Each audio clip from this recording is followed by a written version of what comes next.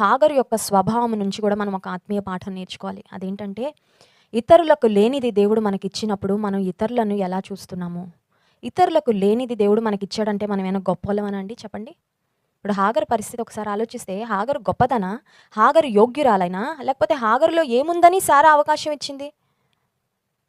సారా అవకాశం ఇచ్చింది కరెక్టే, గర్భవతి అయింది. వెంటనే తన స్థితిగతులు అన్నీ మర్చిపోయి, హాగరు వెంటనే తన యజమానురాలి కంటే ఎక్కువగా తన్ను తాను హెచ్చించుకోవడం ప్రారంభించింది. ఆ తర్వాత హాగరు జీవితంలో సఫరింగ్ ప్రారంభమైంది. అప్పటి వరకు ఏదో దాసిగా ఏదో పని చేసుకుంటూ ఉండేదేమో కానీ, ఆమె యొక్క నేను ఏమనుకుంటున్నానంటే, హాగరు స్వభావం నీచమైన స్వభావం. తన యజమానురాలిని నీచంగా చూస్తుందంటే ఆమె స్వభావం నీచమైన స్వభావమే కదా!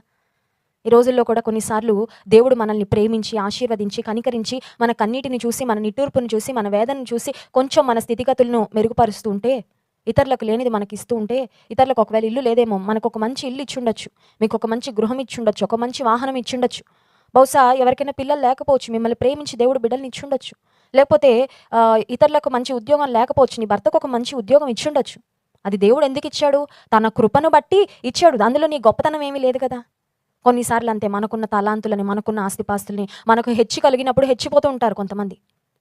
హెచ్చింపు రాగానే హెచ్చించుకుంటా ఉంటారు. ఎందుకొచ్చిందది?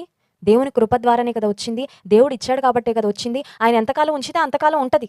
లేపోతే మరి ఎలా వచ్చే ఆశీర్వాదాలు అలా వెళ్ళిపోవడానికి ఎంతసేపండి? యోబు జీవితం మరి ఆయన పాపం చేసినందుకు పోలేదు ఆయన ఆశీర్వాదాలు. కానీ ఆయన భక్తిగా జీవించినందుకే అదొక గొప్ప పరీక్ష. తన విశ్వాసానికి పరీక్ష. అని అన్నీ కలిగిన యోబు అన్నిటిని పోగొట్టుకోవడానికి ఎంతసేపు పట్టింది? అంటే యోబు యొక్క పాపాన్ని బట్టి, అవిధేయతను బట్టి, గర్వాన్ని బట్టి ఆ స్థితి వచ్చిందని నేను చెప్పడం లేదు కానీ, మనం ఎంత ఆస్తి సంపాదించుకున్నా, ఎంత ఆశీర్వాదం పొందుకున్నా, అవన్నీ పోగొట్టుకోవడానికి ఎంతసేపు